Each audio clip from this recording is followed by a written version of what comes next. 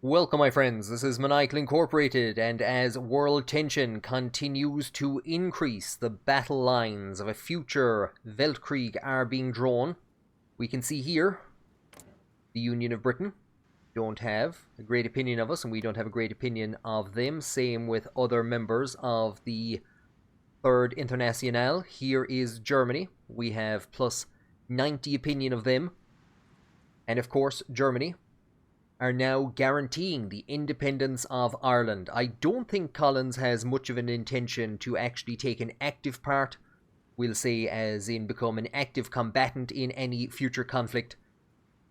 He is, however, preparing the army to volunteer to serve alongside the German Empire should a future war arise. Bringing the war to an end quickly would be his ultimate goal for the defence of Ireland, as opposed to holding out behind the Irish wall for a lengthy period of time. So at the moment we are enhancing army training regimes, and I think immediately after that I'm actually going to go and refurbish the Curragh, promote the volunteer brigades so we can send more forces in the event of a war, and then go for some options which are actually going to give us an off-map military factory. So those training regimes have been enhanced. I'm going to refurbish the Curragh, and then we're going to switch away and we're going to switch back and forth. I don't think we need to rush for any of the advances here. So we're going to get training time decrease for the army and daily command power gain multiplier. And there has been a significant increase in world tension as the Sultanate of Egypt has declared war on the Ottoman Empire.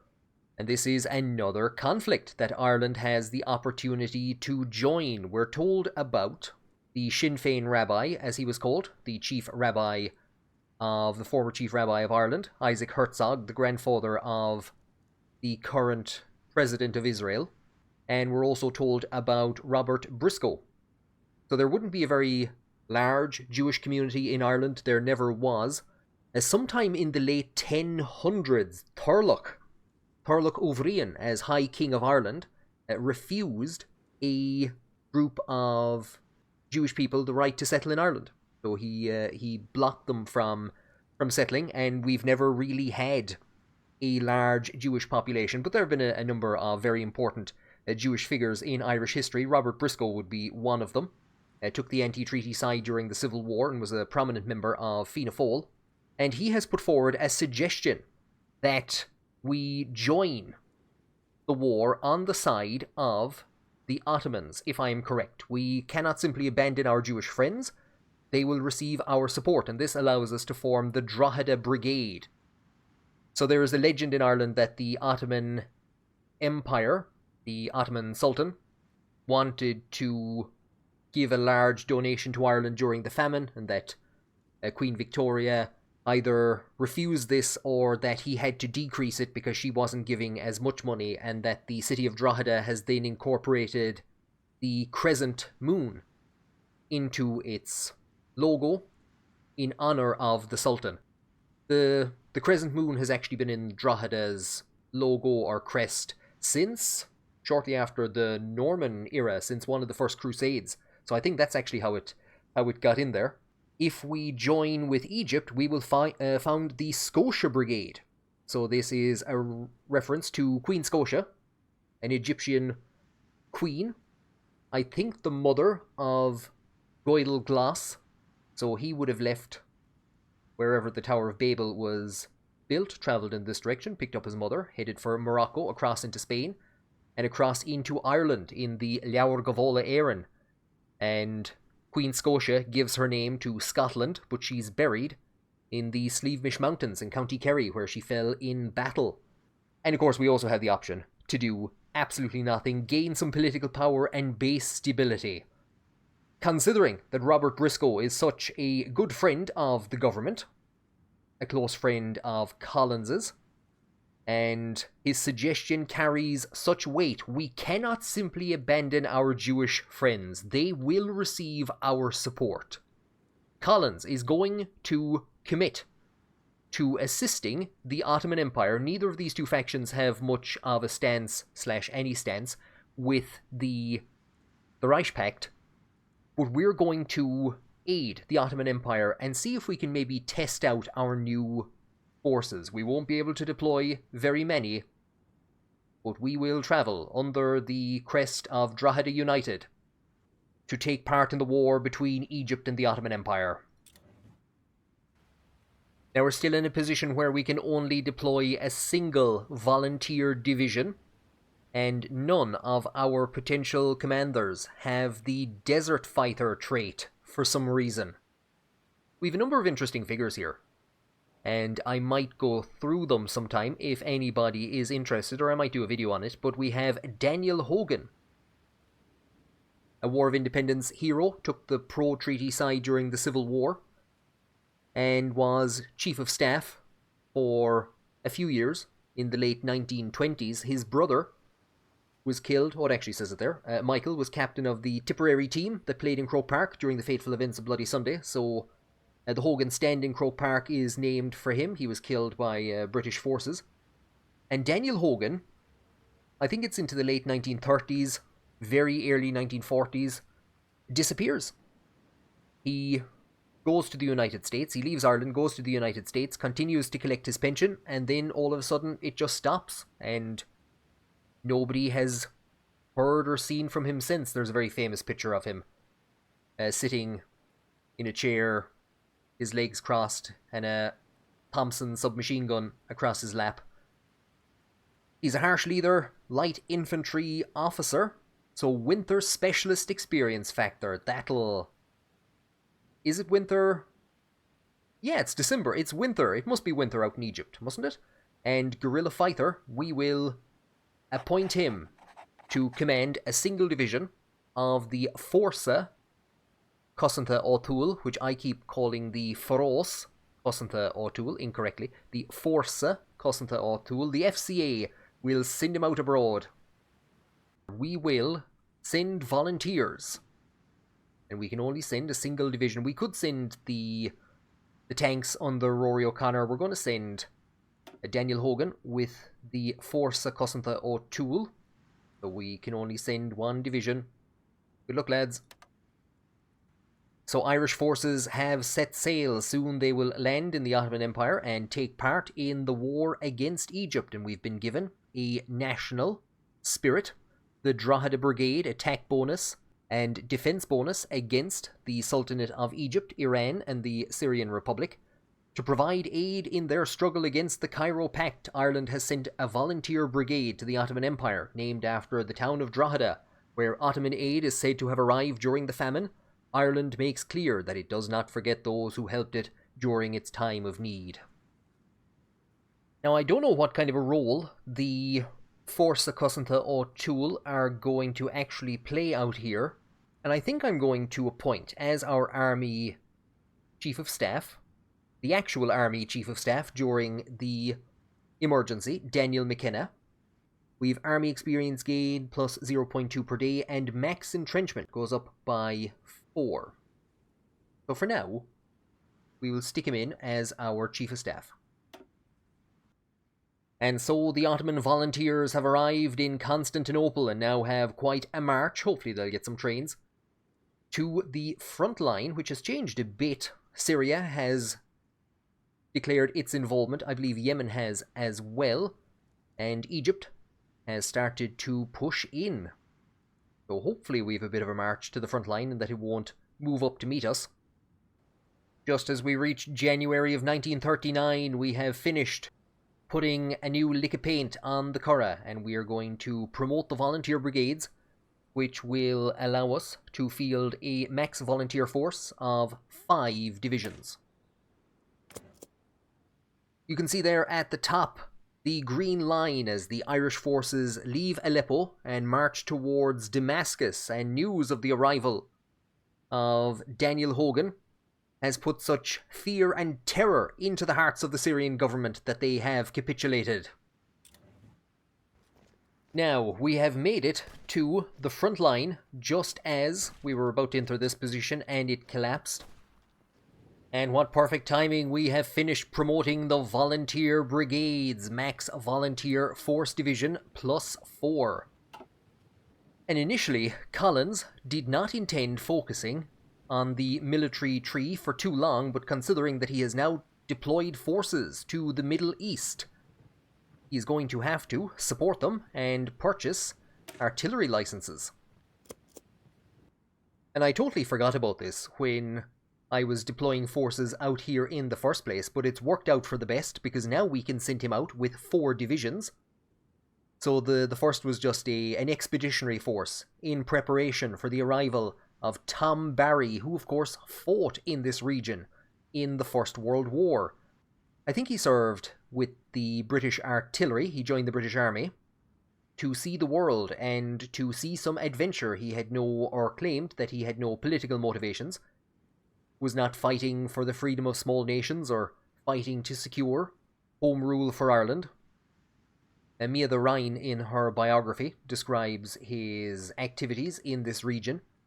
When Tom Barry returned home, he was under suspicion from the IRA, as would many individuals who had served in the British Army, so he didn't approach the IRA to join. Initially, he actually tried to get employment through his British military service, and when that failed, he started to gravitate towards the IRA. But if he had started attending meetings or asking people, hey, how do I join the IRA, knowing that he was an ex-British soldier, they would have suspected that he was a spy, and that probably wouldn't have turned out well for him. So, play it cool. Ignore them. Let them come to you. Bad dating advice and joining the IRA. Very similar methods used for both. So Tom Barry is going to be redeployed to the Middle East with 4 divisions. Which is probably for the best, because poor old Daniel Hogan isn't making much of a headway here. Now, considering that world tension is increasing and Ireland has been left largely undefended, we're going to need to make a few changes very quickly, though. When I added Goulding Chemicals as my industrial concern, I was trying to think, I've seen that logo before. Where have I seen that before? And the next day, a pallet of fertilizer was delivered to the house for to be spread in fields for agricultural purposes. Yeah, that's what we're using it for. And it was Goulding Chemicals. That's who makes the fertilizer. So their logo was plastered all over the bags. So that was a case of life imitating Kaiserreich. What we're going to have to do is we're going to have to move towards limited conscription. So that's going to be another 50 political power, which we should be able to do in about a month's time. That's going to be our next push to add more recruitable population. And as Ireland intervenes in the Middle East, we are told that Canada intervenes in the American Civil War. It has entered on the side of the Pacific States of America, which is something I was considering to avoid the country falling to the Syndicalists.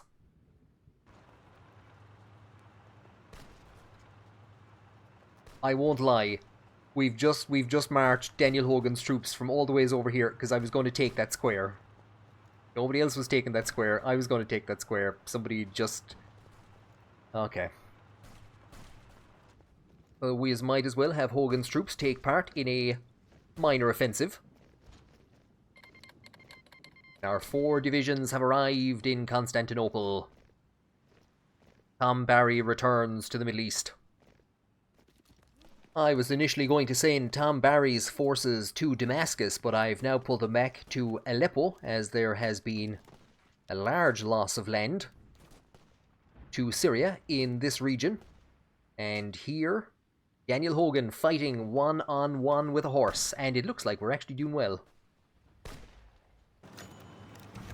Oh no, he's after eating some of the local food. Daniel Hogan falls ill. It was a night of partying after they took that place. So we can see that we're suffering a bit of a manpower crisis. We've actually had some units deployed, but we are, in all fairness, suffering a bit of a manpower crisis. Recruitable monthly population 202. So we're going to have to implement limited conscription. So Tom Barry arrives and begins mopping up some poorly protected areas. We might even split the forces. We might actually be able to put them on the attack. And with all of our experience fighting in the Middle East, we have the ability to implement a land doctrine. So we've actually already implemented 2 naval doctrines. We have 0 planes. I think we're going to go for Grand Battle Plan. It's not going to help us much here, but the goal, of course, is basically to send these forces out. Look, there's the crescent moon. There you go. The basic aim here is to send these forces out and prep them for a defense of Ireland. So we have entrenchment speed and max entrenchment. And then we're looking at max planning, which is going to be useful to the man that has not created any front lines so that people can actually do any planning. And we might go for the assault section. Because like I said, the intention is to basically deploy volunteer units to assist the Reich Pact should a major international war break out. High up into the hills we've gone. That suits Tom Barry perfectly. And for now, I think to finish off our work down the military tree, we're going to subsidize domestic arms workshops, which will give us 1 off-map military factory. And over on the other side of the world, we have been told about the fall of Washington. So initially we thought the Dominion of Canada entering the war on behalf of the Pacific states was a good idea. Do you know what? Now I'm not so sure. How time flies when Ulster isn't on fire. A year has passed since the resolution of the Ulster crisis, and calls remain ongoing for a long-term solution to be negotiated to prevent anything of the like from happening again. We must heed the people's calls, which are calls for a new constitution. So under uniting the people, Northern Ireland remains a very divided region, with nationalist and loyalist agitators in the recent events being louder and more violent than ever. We can reassure nationalists, appease loyalists, and we have calls for a new constitution. And if we do not meet those calls, loyalist anger will increase and nationalist discontent will increase, and we will also gain power gain losses, stability loss, and factory output losses.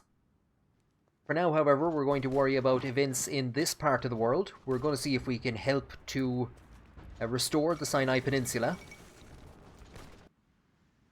We can see that the Sultanate of Najd, which Daniel Hogan had been helping to mop up parts of, it has capitulated. We can also see that some of our forces have hot acclimatization.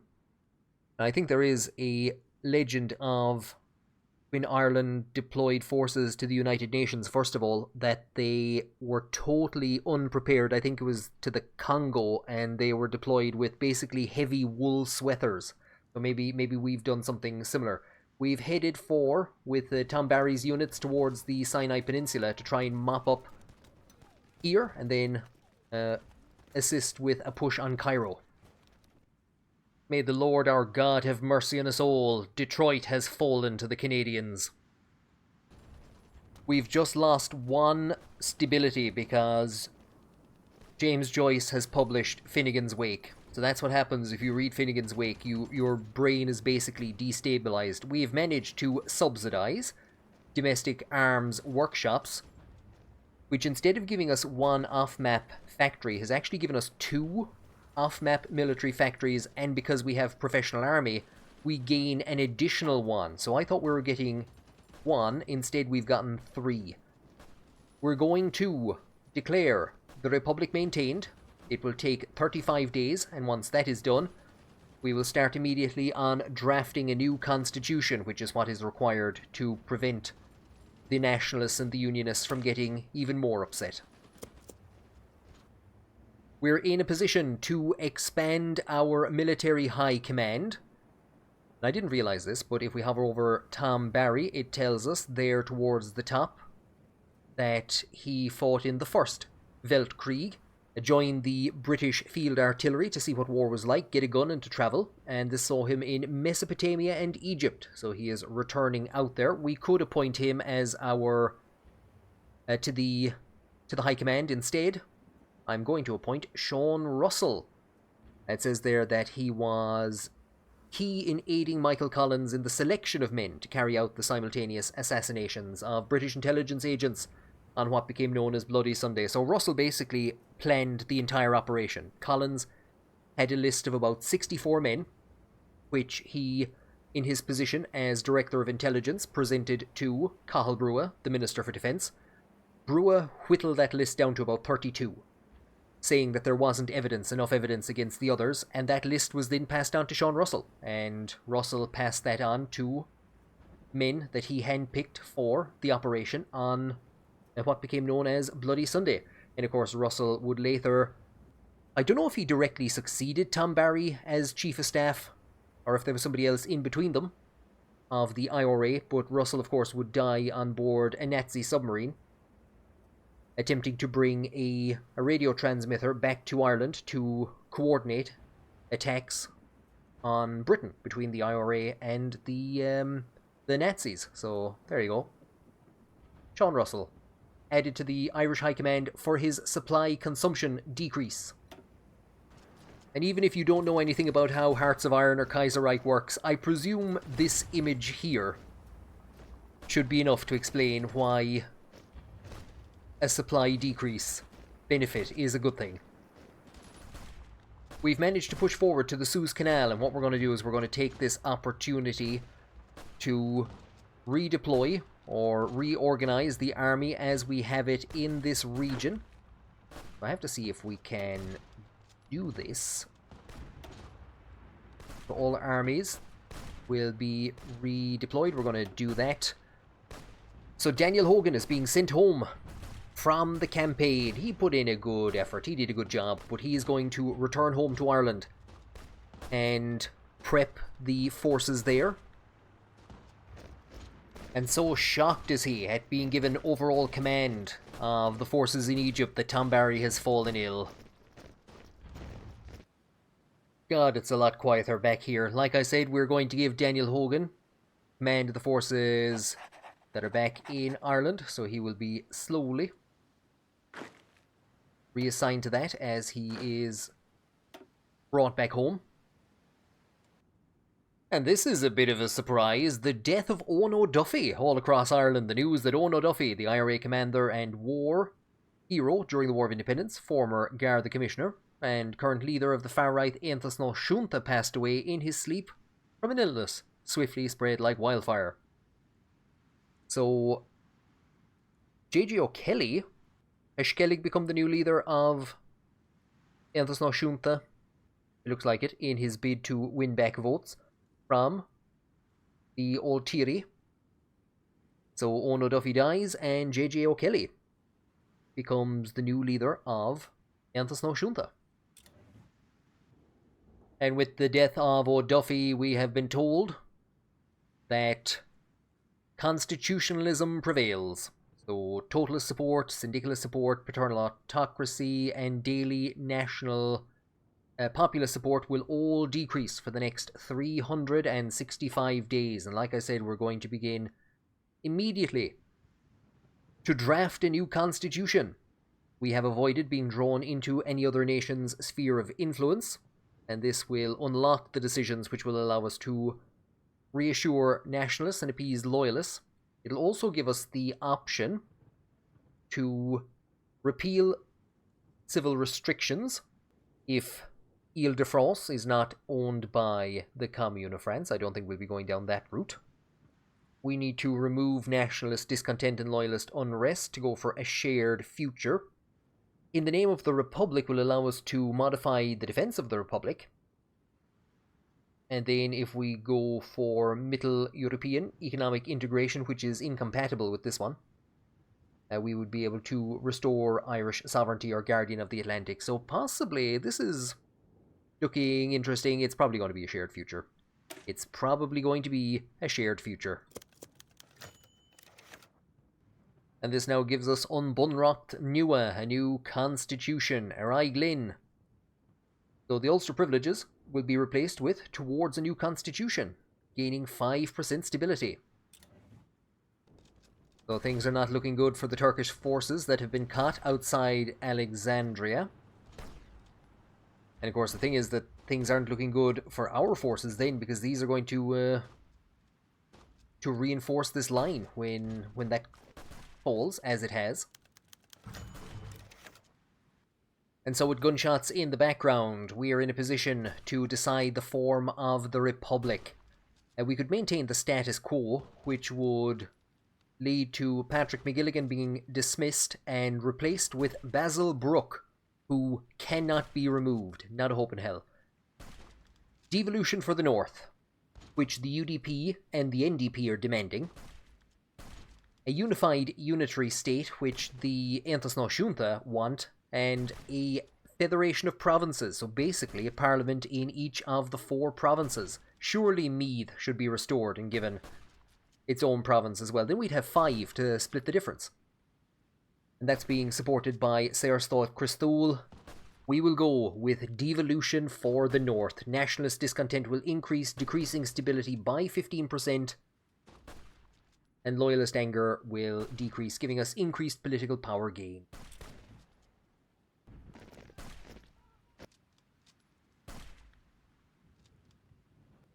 So with our forces entrenched here, we were able to saw pretty quickly through the attempted push across the Suez. We have the ability to decide the form of the presidency, and it's a choice between a presidential system, a parliamentary system, or a mixed system, which was tested in Russia and Serbia. Under the parliamentary system, we would have a new ceremonial president elected, and Michael Collins will retain their current leader trait and become second in command, replacing Richard Mulcahy. Does that mean that we would play as the new ceremonial president or as Collins? I'm not too sure. But we're going to go for a presidential system modeled after the United States of America. It would give the president clear executive powers defined by the Constitution. The president would select the head of the government and would select and head the government, I should say, and be the main leader of the country. And now we have the ability to choose how the members of Dáil Éireann will be chosen. Will it be proportional representation or plurality? Proportional representation was basically an attempt by the British to break the support that Sinn Féin had gotten in the 1918 general election. They believed that under PR, that the Sinn Féin vote would be diluted, and this was introduced for council elections. But Sinn Féin still returned massive numbers and took control of the majority of the county councils in Ireland, and there would be attempts later on by Eamon de Valera to get rid of proportional representation and introduce basically first past the post, which would have given Fianna Fáil eye-watering majorities, but the electorate would not go for it, so proportional representation has remained in place, and indeed Saoirstát Christúil, along with Ántas Náisiúnta and the NDP and the UDP, are all backing plurality. So each member shall be elected in a single member constituency on a system of plurality. Go away with that. We will stick with proportional representation. Do you know what? I would like that daily power gain, but no. And now we have a vote on the status of religion. We could say that there is no special recognition of religion. We could declare that the state recognizes the special position of the Holy Catholic, Apostolic and Roman Church as the guardian of the faith, professed by the great majority of the citizens. I think that's the actual wording that was in the Constitution until about the 70s. And this was not enough for the Vatican. The Vatican was quite unhappy that the Holy Catholic, Apostolic and Roman Church was not recognized as the one true Christian faith, which is what they wanted, and said that they would not be able to sign off on the Constitution or give it their approval, because De Valera was not prepared to go far enough, that far, to declare them the one true Christian faith, and instead he recognized the rights of other religions as well. So the reality is that we got these two, but here we're being required to make a choice. We will recognize other religions of Ireland as well. Political power will drop, loyalist anger will decrease, and this is what is being pushed by Labour and Sinn Féin. And that's the reason that we're going to go with this one. And now the position of the Irish language. Again, something very similar to what we still have in the Constitution. The Irish language as the national language is recognised as the first official language. And yeah, English is cool as well, whatever. So that's what the Constitution pretty much has at the moment. Sinn Féin are pushing for an amendment which will add a third article, or a third subsection, or whatever way you want to put it, which will give an exemption to the northeastern 6 counties of Ulster. And the NDP are proposing that both languages are co-equal. There's no benefits to that. If we allow an exception, loyalist anger will decrease and there is some political power gain, and if Irish takes precedence, the final constitution will have increased war support. We don't need the war support, but we've plumosed the Unionists enough as things are. We've plumosed them. Look at this. I mean, minus 0.02, whereas these lads are on 37 stability. We'll have to do something. I don't need the war support, but we need to do something for the nationalist community. The next important matter we have to deal with is landed titles. So these would be the last vestiges of the British Empire. We have a number of individuals in Ireland who would have had titles which would have... So you're either talking about the Gaelic aristocracy, which would have surrendered their titles to the British and had them re-granted, or surrendered to the English and had them re-granted. So we'll say the descendants of Brian Boru are today the Barons Inchiquin. And you also had, so you'd have had them sitting in the Irish peerage, and then titles would have been granted by English and British monarchies to areas in Ireland. Ireland does not recognise these today. Titles of nobility shall not be conferred by the state, and no title of nobility or honour may be accepted by any citizen except with the prior approval of the government. The British continue to award titles to Irish citizens without informing or asking. I think it's the Department of Foreign Affairs is who you'd technically have to go to. And there was an article about this a couple of months back, how a number of people have been awarded titles of nobility or honour, so this would be knighthoods, and they have not informed or asked permission of the government. There are no ramifications to this, but this is the way things sit at the moment. Second option we can go for, which the UDP wants, is that the state shall recognise any established titles held by citizens. Somebody wants to go awarding our own titles. The state shall have the power to confer special decorations upon meritable citizens. We have no system of honours in Ireland. We have nothing. If you want a medal in Ireland, you have to join the Guards or the Army. That's basically the only way that you get decorations. And there are talks every once in a while that we should have decorations for various different people who've achieved various different things. The compromise proposed by Sinn Féin: existing titles are recognised and we will grant our own non-hereditary titles. Loyalist anger will decrease and political power will decrease a bit. And here is the future Duke of Cairo. And just like that, the Constitution is finalised. The process of drafting the Constitution has come to an end, and all that is left is to put it to a referendum, which is almost certain to pass given the desire for a new Ireland. Now that many of the diverse elements in the politics of the nation have been settled, true reconstruction and reconciliation can begin. Increased stability, increased war support, yes. Gnairi on Boherlin. When this page popped up, first of all, I thought that there was a bug, that part of the tree here had disappeared after finishing off the Constitution, which would be roughly here, but then I realised, wait, that says 1941 elections. There's the Constitution. So here is the new tree, which will kick in when the 1941 elections have been held. And what we will be hoping to push towards will be the eternal vigilance of the big fellow. replace the party of law and order with eternal vigilance of the big fellow. We need to remove all nationalist discontent and loyalist unrest. And we also need to complete the government's initial political national foci. I'm not too sure what that means. Is it the natural party of government and revitalize the intelligence networks? Is that what that means? I'm going to do those anyway, because I think that's what we have to do. And because we don't have whatever they are done at the moment, we can't go for a shared future. So do you know what? Now is as good a time as any to declare Sinn Féin to be the natural party of government. From what I can see, the Turkish are using the sandstorm that has just kicked in to try and land some horses in behind the back of the Egyptian forces. We're going to start to spend political power, and it is pricey to reassure the nationalists.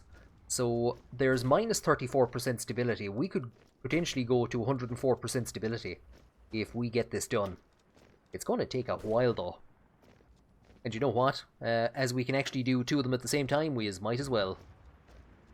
The Turkish forces have landed in behind the back of the Egyptians. I'm not too sure. We could actually activate our plan, or we could just try and march in. So that sandstorm has lifted. Turkey has gotten itself encircled again, and the only benefit is that there's a ton of troops falling back from the front line because they want to try and encircle the Turkish. So that might actually be to our benefit. I was going to say I should check why the Ottomans aren't bringing more forces to the Egyptian front line. It's probably something to do with this. It's taken them a while, but Canada have pushed on and taken Chicago, which was the temporary capital of the combined syndicate, so it looks like they are indeed on the verge of falling, and New England has actually made a bit of a beachhead against the American Union state. And if at first you don't succeed, throw more horses at the problem. We haven't been able to move the front line in the slightest, but we have been able to move our knowledge of land doctrine. Grand battle plan. Max planning plus 10% and daily command power gain plus 0.25. I think soon we might need to pull our units away from here and send them in this direction because this is becoming worrying. But I'm not entirely convinced that the Ottoman Empire will be able to hold this defensive line without us.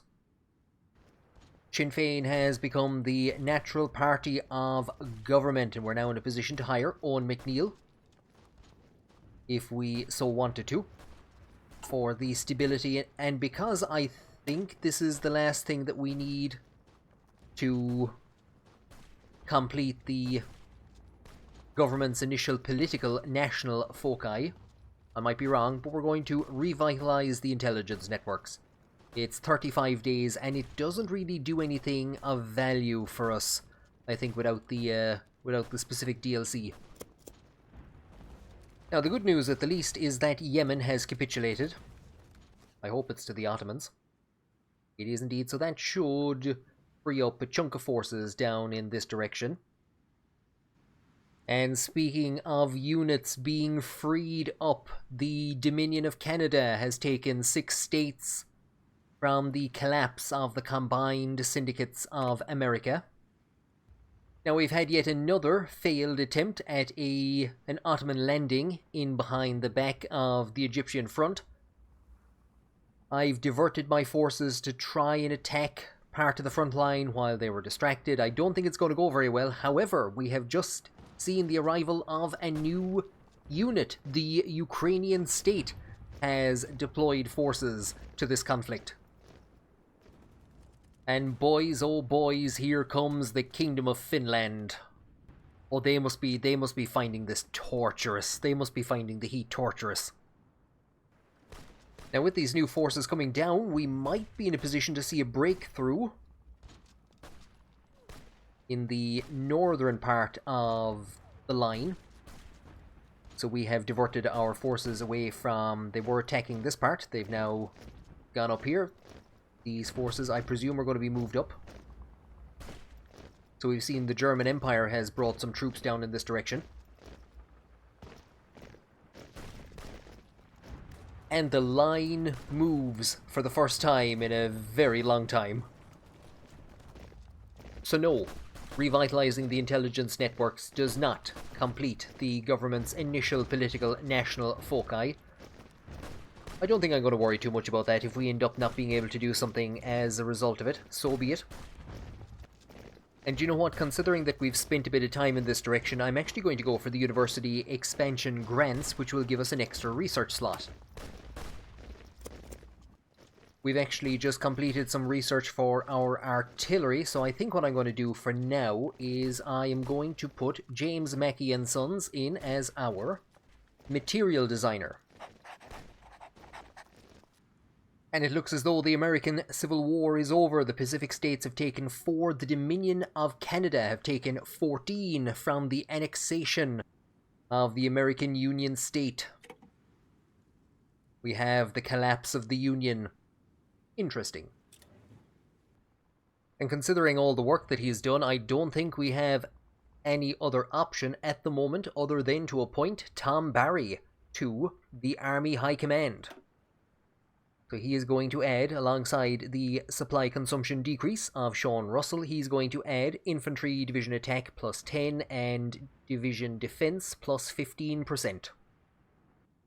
There has been a significant collapse in the Iranian incursion into the Ottoman Empire. There has also been a collapse in loyalist discontent. We're just left with nationalist discontent, minus 32% stability, so we will start to reassure them.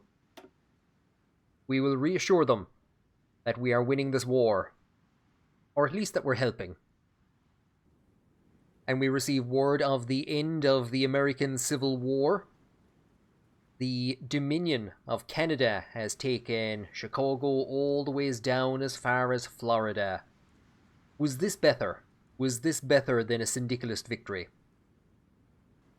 And as a result of the end of the war, the government idea returning immigrants has been removed. So we were gaining about 11,000 civilians per month. That is now down to 7. We're back to our own normal growth rate. And so Ireland now finds itself surrounded by hostile entities. Iceland has joined the Third Internationale, and the entire east coast of the United States has become a member of the Entente.